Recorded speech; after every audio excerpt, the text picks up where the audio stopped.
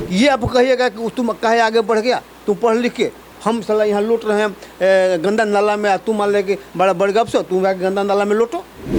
निश्चित रूप से गरीबी कोई चीज़ है नहीं, गरीबी का अच्छा लगने वाला चीज़ है। लेकिन आज कोई गरीब है तो अगर उसको 1 करोड़ का लॉटरी मिल जाए तो एक दिन में वो अमीर हो जाएगा। जो बोलने वाले लोग हैं, क्योंकि आज संविधान और आरक्षण के बारे में सबसे ज़्यादा प्रखर जो शेड्यूल कास्ट के पढ़े लिखे लोग हैं वही है।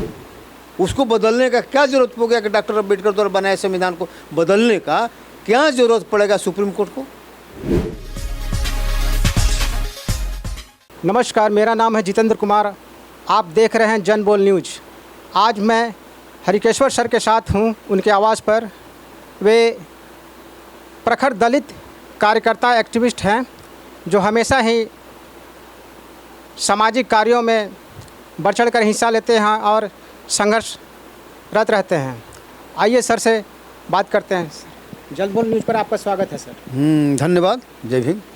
सर, 1 अगस्त को आए निर्णय को आप किस रूप में देखते हैं?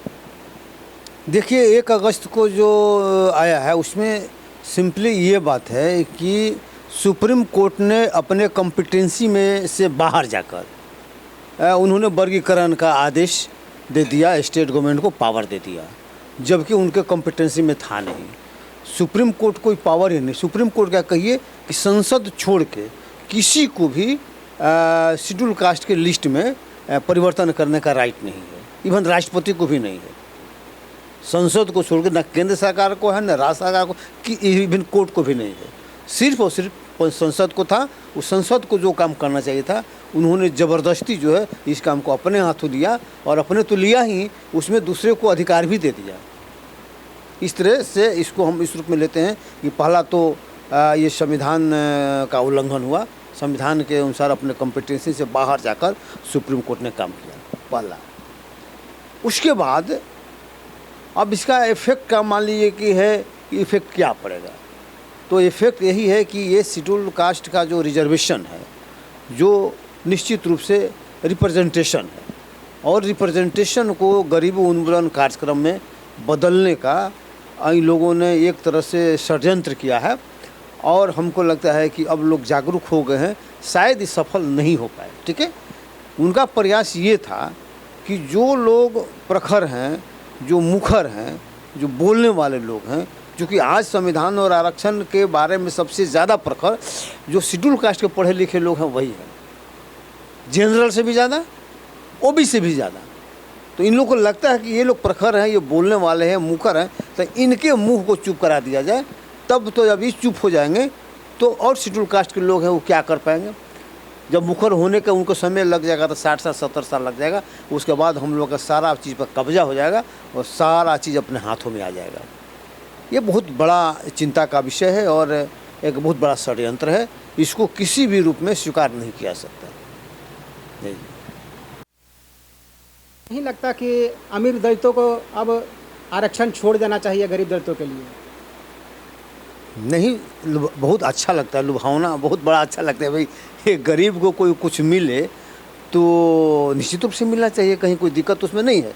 लेकिन क्या समाज का बंटवारा, समाज का वर्गीकरण अमीरी गरीबी के आधार पर है? संविधान में जो वर्गीकरण किया हुआ है, सामान्य वर्ग, ओबीसी, ईबीसी, एससी और एसटी, तो क्या गरीबी के आधार पर है? क्या गरीबी के आधार पर प्रताड़ना हुआ है? जो शेड्यूल कास्ट में आज जितने लोग हैं, तो क्या इनका गरीबी के आधार पर प्रताड़ना हुआ कि जाति के आधार पर प्रताड़ना हुआ है? निश्चित रूप से गरीबी कोई चीज़ है नहीं, गरीबी का अच्छा लगने वाला चीज़ है। लेकिन आज कोई गरीब है तो अगर उसको 1 करोड़ का लॉटरी मिल जाए तो एक दिन में वो अमीर हो जाएगा। और मान लें कि जो करोड़पति है कहीं जुआ में अगर एक दिन में हार गया तो खरबपति हो जाएगा। तो इसलिए अमीरी गरीबी का कोई मतलब नहीं है, और अमीरी गरीबी के आधार पर कोई निर्णय नहीं होता है, कहीं निर्णय करने का बात ही नहीं है। जब भी निर्णय होगा सामाजिक आधार पर है, पर चर्चा नहीं किया। उन्होंने सिर्फ एससी, एसटी, ओबीसी, ईबीसी वर्गीकरण किया। तो उस समय डॉक्टर अम्बेडकर ने जो वर्गीकरण किया है, देखा उसमें क्या परिवर्तन आ गया। उसको बदलने का क्या ज़रूरत हो गया कि डॉक्टर अम्बेडकर द्वारा बनाए संविधान को बदलने का क्या ज़रूरत पड़ेगा सुप्रीम कोर्ट को। क्या मान लीजिए कि शेड्यूल कास्ट जो जिसको आप गरीब कह रहे हैं, तो क्या गरीब कौन बनाया? हालांकि देश जब आज़ाद हुआ और संविधान बना तो संविधान में क्या हुआ, जो अनटचेबल्स है उस सबको एक साथ अनटचेबिलिटी खत्म हुआ, सबको एक साथ संविधान के अनुसार पावर मिला, तो आपका अनटचेबिलिटी एक साथ खत्म हुआ, आपको पावर एक साथ मिला। कोई आदमी पढ़ लिख कर, कोई आदमी पढ़ाई को अपना हथियार बनाया शिक्षा को, और वो आगे बढ़ गया। कोई आदमी जो है शिक्षा को इग्नोर किया तो आगे बढ़ने वाला बढ़ गया, शिक्षा को जो हथियार बनाया, और जो इग्नोर किया पिछड़ गया। तो इसके लिए कौन दोषी है? जो शिक्षा को इग्नोर किया वो ना दोषी है। तो अपने आप को ना दुरुस्त करेगा कि हम शिक्षा पर ध्यान दें। जिस तरह से आप ही के समाज में आपके बगल में कोई आदमी है, अगर शिक्षा के बदौलत आगे बढ़ा है तो उसे शिक्षा लेके आपको भी आगे बढ़ना चाहिए ना। ये आप कहिएगा कि तुम काहे आगे बढ़ गया, तुम पढ़ लिख के, हम साला यहाँ लौट रहे हैं गंदा नाला में, तुम मान ले कि बड़ा बड़ गप से तुम गंदा नाला में लौटो। ये कहना उचित है कि उचित ये होगा कि आप आगे बढ़ गए तो आप भी आगे बढ़ जाइए, शिक्षा को हथियार बनाइए। तो ये समाज में विद्वेष मालिक पैदा करने के लिए सब हुआ है।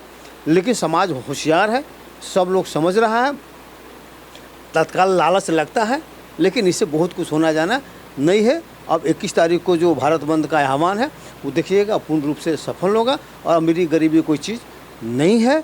और जो डॉक्टर अंबेडकर का जो भावना था, अंबेडकर जो चाहते थे, और संविधान उन्होंने रिप्रेजेंटेशन के लिए बनाया, रिजर्वेशन मतलब रिप्रेजेंटेशन, लेकिन इन लोगों ने उसको गरीबी उन्मूलन कार्यक्रम में बदल दिया।